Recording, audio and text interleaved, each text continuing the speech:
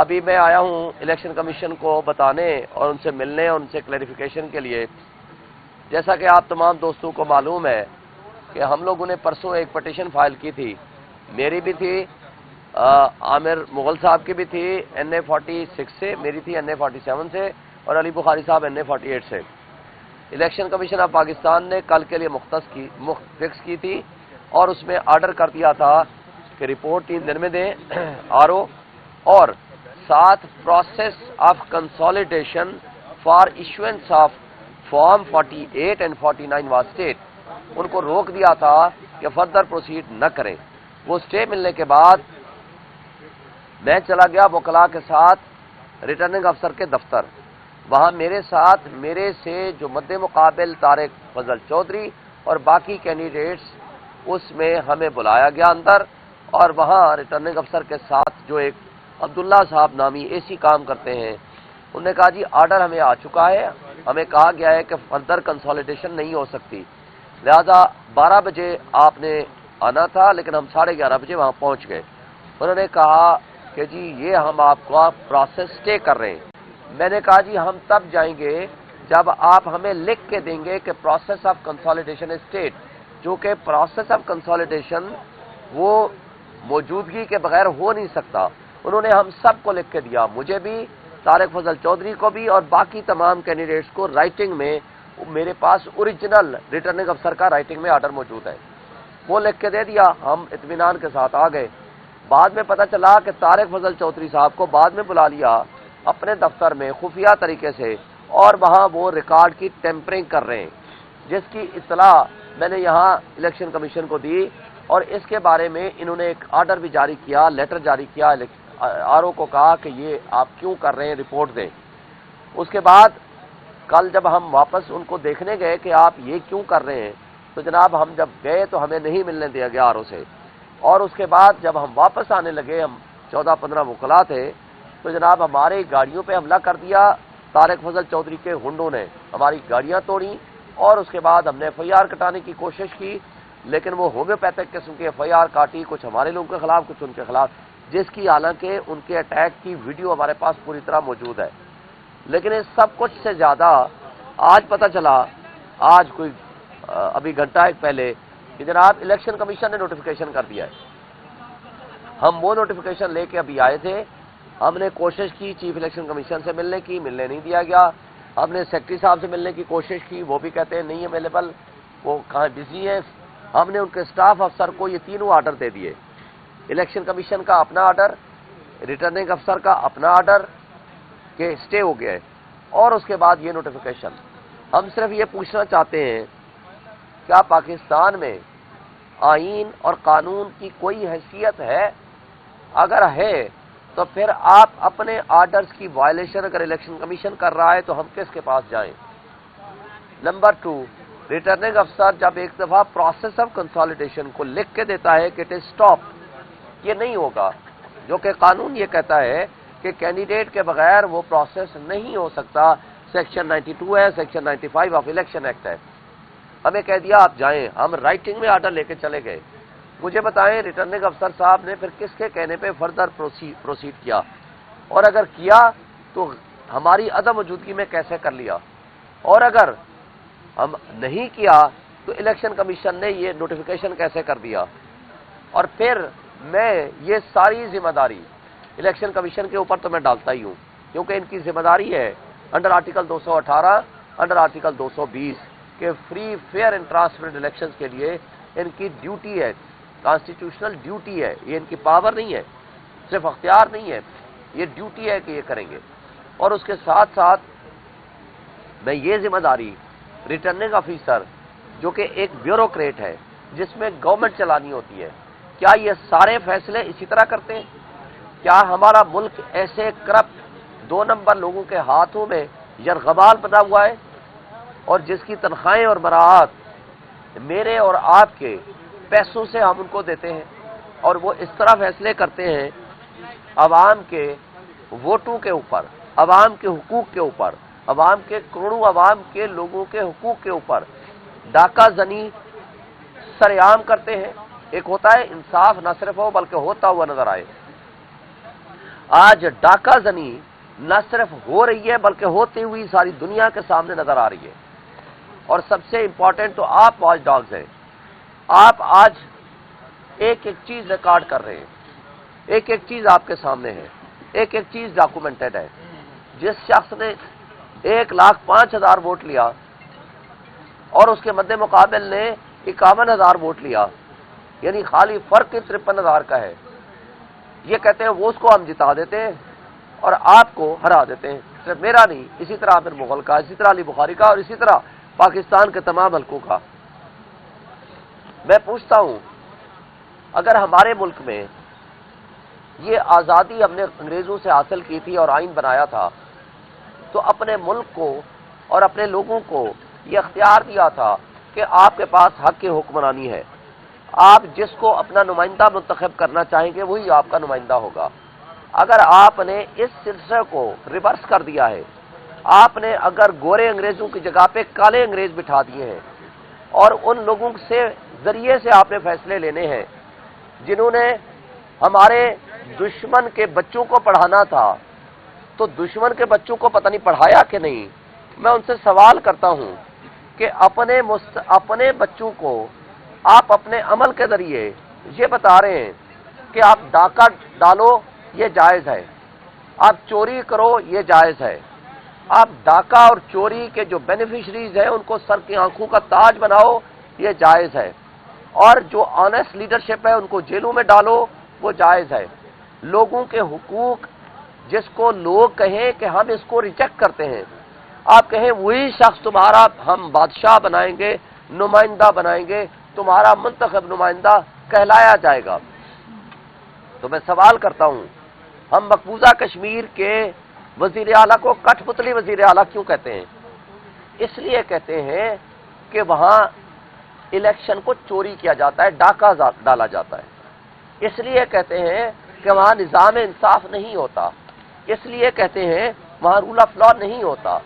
اگر role of law اور نظام انصاف آپ نے مقبوضہ کشمیر سے بدتر صورتحال اپنے پاکستان میں کر دینی ہے, جس کو آج صرف آپ کا نیشنل لیول کا میڈیا, سوشل ڈیجیٹل میڈیا, بلکہ اس سے بڑھ کر انٹرنیشنل میڈیا پوری دنیا میں آپ کا تماشا اڑا رہا ہے, آپ کا بدنما داغ ساری دنیا کو دکھا رہا ہے.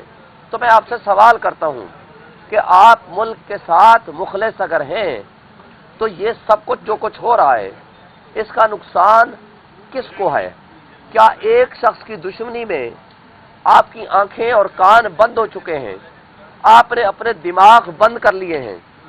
آپ صرف وہ فیصلے کرنے لگے ہیں کہ جس سے صرف ایک شخص کو ہم شکست دے سکیں. آپ اس ایک شخص کو شکست نہیں دے سکے. آج عوامی ریفرینڈم کے ذریعے ثابت ہو چکا ہے کہ اگر اس وقت قوم کھڑی ہے تو اس شخص کے ساتھ کھڑی ہے جس کا نام ہے عمران خان, قیدی نمبر 804.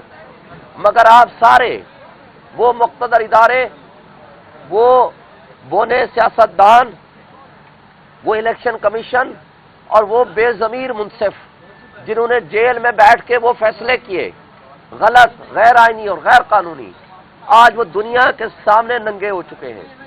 لیکن قوم آج اکٹھی ہے عوامی انقلاب کے لیے. اگر آپ نے عوامی انقلاب کا راستہ روکا تو عوام پھر اٹھے گی اور ان لوگوں کو خس و خاشاک کی طرح مٹا دے گی. اور میں ایک بات آخر میں یہ کہوں گا, آج بھی وقت ہے. یہ پکے کے ڈاکو جن کو شرم و حیا ختم ہو گئی ہے, کیونکہ کچے کے ڈاکو میں آج بھی غیرت موجود ہے. وہ آدھا منہ چھپاتے ہیں یا پورا منہ چھپاتے ہیں, اور وہ ڈاکہ ڈال کے جنگلوں میں جا گھستے ہیں اور چھپتے ہیں. مگر پکے کے ڈاکو نے آج نیا وتیرہ اڈاپٹ کر لیا ہے. جو پہلے آدھا منہ چھپایا کرتے تھے انہوں نے وہ بھی چھپانا بند کر دیا, اور ڈاکو ڈکیتی کر کے کروڑوں لوگوں کے حقوق پہ ڈاکہ ڈال کے, لوگوں کے ووٹوں کو چرا کے اور اپنے آپ کو جعلی طریقے سے نمائندہ بنا کے آج بے شرمی اور بغیرتی کی آخری حدوں کو چھوتے ہوئے وہ دھمال ڈال رہے ہیں کہ ہم جیت چکے ہیں. میں ان کو کہتا ہوں غیرت سے تم لوگوں کو ڈوب مرنا چاہیے کہ ایک تو ڈاکہ سریعان ڈال رہے ہو جس کی پوری قوم گواہ ہے, پورا میڈیا گواہ ہے, پوری دنیا گواہ ہے پھر اس ڈاکہ زنی پہ آپ شرمندہ ہونے کی بجائے اس بغیرتی کے ساتھ اس کو آپ ایکسپٹ کرا رہے ہو کہ ہم بغیرت بھی ہیں، یعنی آپ یہ ثابت کرنا چاہتے ہیں ہم ڈاکہ بھی ڈالتے ہیں اور بغیرتی کی آخری حدوں کو بھی چھوئیں گے. یہ قابل افسوس ہے. اس سے ہماری قوم کو ایک سبق دیا ہے عمران خان نے کہ اپنے حق کے لیے ڈٹ جاؤ، حق بالآخر انشاءاللہ فتح یاب ہوگا.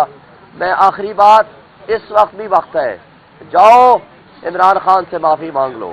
وہ بہت بڑا لیڈر ہے، بہت بڑا آدمی ہے، وہ پاکستان کے ساتھ مخلص ہے، عوام آج اس کے ساتھ کھڑی ہے. 25 کروڑ عوام پہ ترس کھاؤ.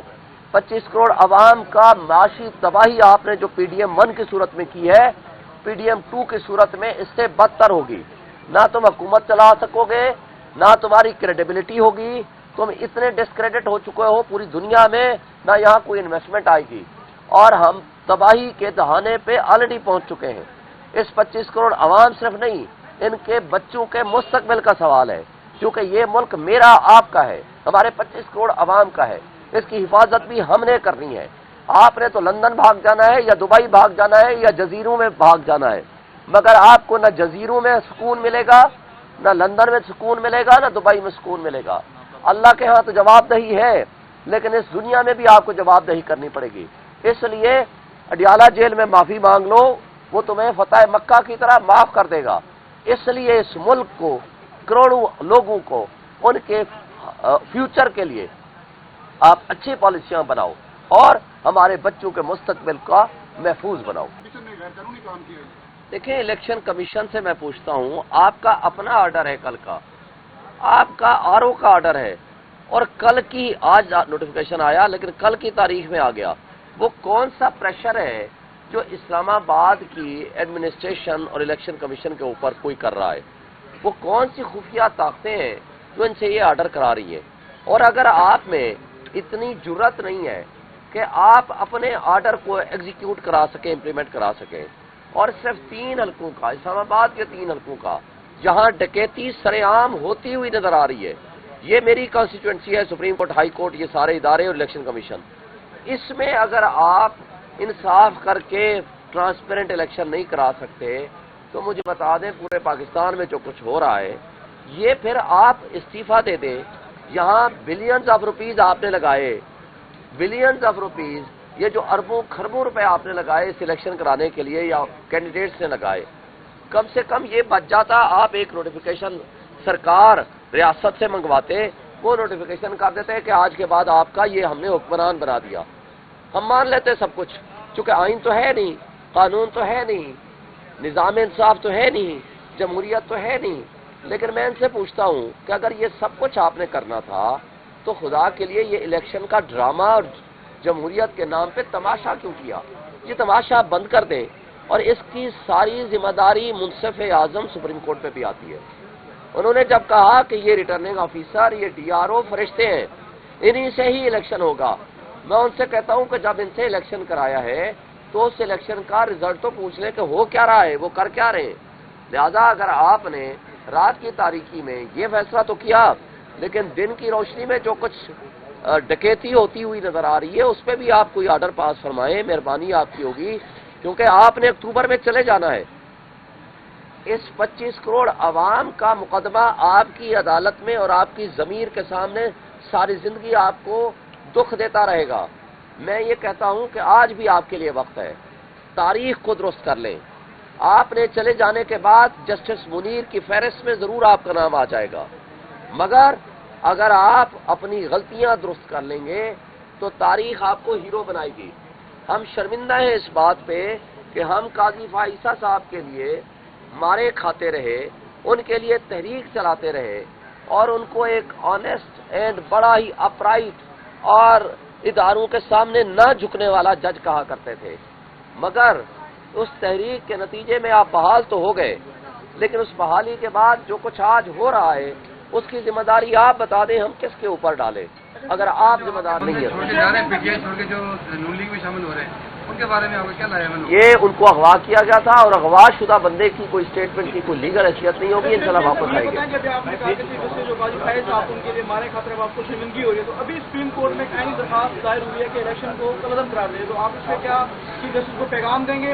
اور دوسرا سوال یہ کہ آپ کہہ رہے ہیں کہ خفیہ ہاتھ ہیں، آپ جتنے بھی پی ٹی آئی کو امیدوار ہیں وہ آروز کو کرٹیسائز کر رہے ہیں کہ آروز نے جو ہے نا پاورفل ہے، آپ کو لگتا ہے کہ پس پردہ جو کردار پاورفل ہے آپ ان کا نام کیوں نہیں لے رہے ہیں؟ کس نے کہا ہے نہیں لیا؟ میں نے لیا ہے، ہر پروگرام میں لیا ہے۔ پس پردہ ہاتھوں کے بغیر ریٹرننگ افسر یا یہ جو کٹ پتلی بنے ہیں، کٹ پتلی جو ایم این ایز بنانے کی کوشش ہو رہی ہے، ان کٹ پتلیوں کی حیثیت کیا ہے؟ کٹ پتلی کے پیچھے کوئی ہوتا ہے جو ان کو چلاتا ہے، تو جو پیچھے والے ہاتھ ہیں ہر کسی کو پتا ہے، آپ کو نہیں پتا، ان کو نہیں پتا، ہر دنیا پوری کو پتا ہے، تو لہٰذا ہم نے تو واضح طور پر کہہ دیا ہے۔ تو چیف جسٹس کو کیا میسج دیں گے؟ وہ میں نے دے دیا ہے۔